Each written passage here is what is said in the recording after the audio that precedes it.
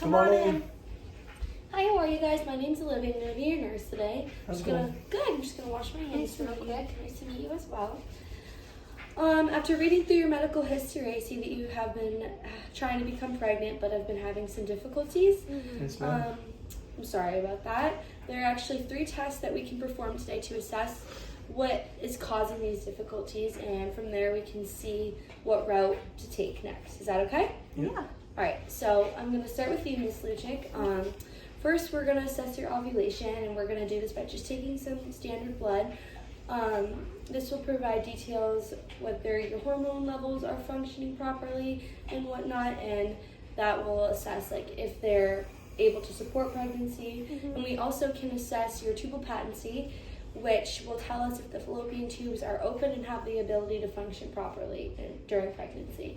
I've never heard of a tubal patency. Is that something that could cause my fallopian tubes to not work? That's kind of really scary. Some abnormalities that can cause fallopian tube dysfunction are things such as fibroids, polyps, and cysts, but we don't have to worry about it too much yet until we kind of get a better look and see what's going on. So, okay, I understand that. Yeah. Now that Ms. Luchik's assessment is complete, we can begin with you, Mr. Luchik. All right, sounds good. I've actually been prepared for my tests by staying abstinent for the last 4 days. Great, I'm glad you were educated and knew that. You can go into a private area and complete the sample, and within the hour, the doctor will examine it under the microscope. Thank you very much. Okay. Come on in. Alright guys, so I have the results from your testing, and Ms. Luchik, your hormones came back perfect. They're all within the normal range of where they need to be, and the patency of the fallopian tubes are also awesome. So that all went well for me. Yeah, Perfect. definitely. But I do have some unfortunate news. We have a diagnosis of ineffective reproductive health related to impaired sperm motility, as evidenced by semen analysis findings. Oh my God. I can't believe I'm the reason for all this. Don't be sorry. We'll get through this together. I understand that you may be feeling some sort of guilt after hearing the results of the test, but sperm motility is considered to be normal if it can move quickly in one direction, but in your case, it moves slowly in an unorganized fashion, which contributes to not being able to fertilize the egg in the uterus and whatnot. So that's kind of the background of what's going on. Is there anything recommended that we could do to help us get pregnant? Yeah, so the doctor actually has recommended artificial insemination. Are either of you familiar with this? Not really. Not really. Could you explain it to us? Of course. So artificial insemination is a reproductive technique. It inserts sperm into the female reproductive tract without sexual intercourse through a small catheter. Sperm is actually chosen with the assistance of technological devices, which is done to increase the probability of becoming pregnant and increasing conception rates. It's done at the time of your ovulation, and that will assist in the sperm and egg in union and the fallopian tube. Okay. Is that going to be scary or painful? It's okay to be a little nervous, but I can assure you that the process is safe and it's done quite often. Your provider will do everything they can to keep you comfortable, and I will also be assisting and helping him out and just making sure I am there for you. And you can always tell me if you're uncomfortable. It's normal to feel some type of pressure due to the speculum use. Are you familiar with the speculum? I've had it a few times, but what will the procedure look like?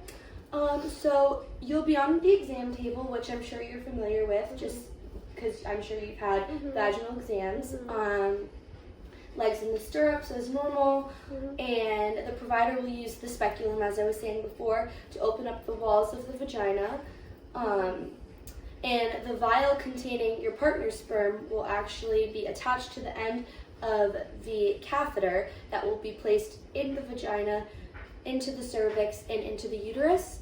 And once the catheter is successfully placed in the uterus, the sperm will be injected through that catheter. So after the sperm sample is inserted, the speculum will be removed, and you will just stay lying down for a few minutes, and then you'll honestly be able to go back to your normal routine. Does that make sense to you guys? Yeah, thank you for the help. We understand that, and we'll definitely want to make this appointment. Will I have to rest for the remainder of the day, do you think? No, actually, it's a pretty simple standard procedure. Mm-hmm. After laying down for a few minutes, you're honestly able to just get back to your normal day. One thing to know that it is common to experience some spotting after, so don't be alarmed. Mm-hmm. And you also might feel a little bit of cramping, but if it's anything serious and progresses throughout the day, I would call and just we can assess and make sure everything's going the way it should be going. Wonderful, thank you. Yeah, of course. Thank you for all your help. Thank you. Yeah. And in 2 weeks, we can actually assess whether it worked and evaluate the results. Hopefully, within 2 weeks, you can take a pregnancy test, and depending on the results of the at-home pregnancy test, you can call us, and we'll figure it out from there.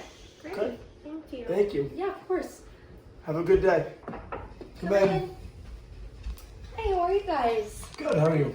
Good. How's everything going? Awesome. Good. Yeah, we came in about 2 weeks ago, so just kind of following up with everything, making sure that everything's okay, and No, like false negatives. yeah, we did take a pregnancy test, just an at-home one. It came back positive, but Great. just so we don't jump the gun, we wanted to make sure it was the real deal. Yeah. All right, great. So, I understand that you took the at-home pregnancy test, so today we'll confirm those results by assessing your human chorionic gonadotropin hormone, which a lot of people just say HCG. I don't know if you're more familiar with. I'm more familiar with that. Great. So, if there is an increase in that hormone, your pregnancy is considered to be positive, along with a few other tests, but the blood test is what we'll be taking today. Awesome. All right. We're we so definitely need to eager. Yeah, great. Come in. All right, guys, so I have the results from your blood test. Your HCG is increased, which determines a positive pregnancy. Yeah! Let's go! Yeah, I'm so happy for you guys. Thank you so much. Thank you for so this much. very hard process that we've been going through. You course. guys made it so much better for us, and we're so excited for our future. Yeah, of course. you. It's my job as a nurse to provide you with the most education and support during your hard times. And if you have any questions following up, just let me know, and I'd be happy to help. Thank you very much. Have a Hey, wonderful congratulations. Yeah. Congratulations.